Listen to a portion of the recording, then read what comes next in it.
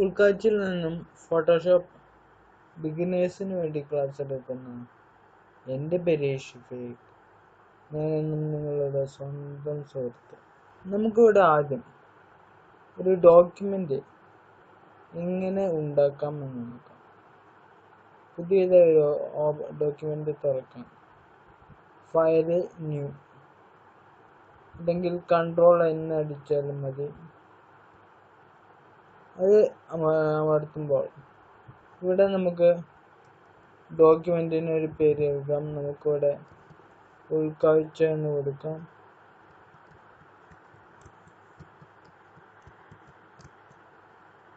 നമുക്ക് ഈ ഡോക്യുമെൻറ്റിന് ഇങ്ങനെ പേര് കൊടുക്കാം. പിന്നെ പ്രസന്റ് എന്ന് പറയുന്ന ഇവിടെ നമുക്ക് കുറച്ച് തരംതിരിവിടെ കാണാം. Photoshop size, US paper, international paper, photo, web page, mobile, ഇങ്ങനെ പലതരത്തിൽ ഇവിടെ കാണാം. നമ്മളൊരു വെബ് പേജാണ് ഡിസൈൻ ചെയ്യുന്നതെന്നുണ്ടെങ്കിൽ ഈ ഓപ്ഷൻ കൊടുക്കാം. ഫോട്ടോ ഡിസൈൻ ചെയ്യാം. നമ്മളെ മൊബൈൽ ഡിവൈസിന് വേണ്ടിയുള്ള ഫോട്ടോസ് ഡിസൈൻ ചെയ്യാം. അങ്ങനെ പലതരത്തിൽ ഇവിടെ നമുക്ക് അറേഞ്ച് ചെയ്യാം. നമുക്കിവിടെ ഇന്റർനാഷണൽ പേപ്പർ കൊടുക്കാം. പലതരത്തിൽ ഇവിടെ കാണാം. A4 എന്നുള്ളത് നമ്മൾ സാധാരണ പ്രിന്റിങ്ങിനായി ഉപയോഗിക്കുന്ന പേപ്പറാണ്. മറ്റ് പല സൈസുകളും നമുക്കിവിടെ കാണാം. നമുക്കത് വിഡ്ത്ത്, ഒരു പേപ്പർ എത്ര വിഡ്ത്ത് വേണം എന്നുള്ളത് ഇവിടെ കൊടുക്കാം. ഹൈറ്റും അതുപോലെ ഇവിടെ കൊടുക്കാം. അതിൻ്റെ unit pixel, inches, centimetre, millimetre, points ഇവ നമുക്ക് ഇവിടെ സെറ്റ് ചെയ്യാം. വിഡ്ത്തിന് നമ്മൾ കൊടുത്ത അതേ യൂണിറ്റ് ആയിരിക്കും ഹൈറ്റിനും ഇവിടെ ലഭിക്കുക.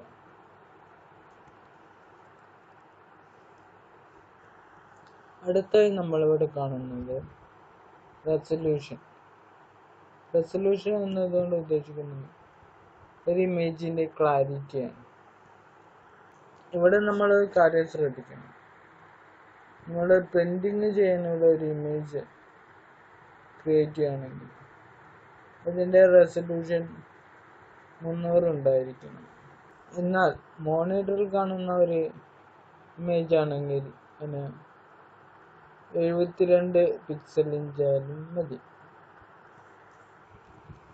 ഇവിടെ നിങ്ങൾ പഠിച്ചിരിക്കേണ്ട ഒരു കാര്യം, ഒരു സ്ക്വയർ ഇഞ്ചിനുള്ളിലെ വർണ്ണബിന്ദുക്കളുടെ എണ്ണത്തെയാണ് പിക്സൽ എന്നതുകൊണ്ട് ഉദ്ദേശിക്കുന്നത്.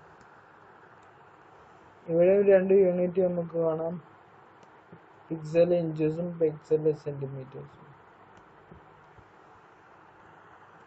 ഇനി നമുക്കിവിടെ കളർ മോഡ് പരിചയപ്പെടാം. ഇവിടെ 2 എണ്ണമാണ് നമുക്ക് നോക്കേണ്ടത്. ഒന്ന് CMYK കളർ, ഇത് പ്രിന്റിങ് ആവശ്യങ്ങൾക്ക് ഉപയോഗിക്കുന്നതാണ്. സിയാൻ, മജന്ത, യെല്ലോ, ബ്ലാക്ക് എന്നീ 4 കളറുകളുടെ ഒരു കളർ മോഡാണ് CMYK. അടുത്തത് RGB, അതായത് റെഡ്, ഗ്രീൻ, ബ്ലൂ. ഇവ വെബ് ഡിസൈനും മറ്റാവശ്യങ്ങൾക്കുമാണ് ഇത് ഉപയോഗിക്കുന്നത്. പ്രിന്റിങ് അല്ലാതെ എല്ലാ ആവശ്യങ്ങൾക്കാണ് RGB ഉപയോഗിക്കുക. ഇനി നമുക്ക് പ്രത്യേക ഒരു സമയം. തുടർന്നുള്ള ക്ലാസ്സുകൾക്ക് ചാനൽ സബ്സ്ക്രൈബ് ചെയ്യുക, നോട്ടിഫിക്കേഷൻ ക്ലിക്ക് ചെയ്യുക.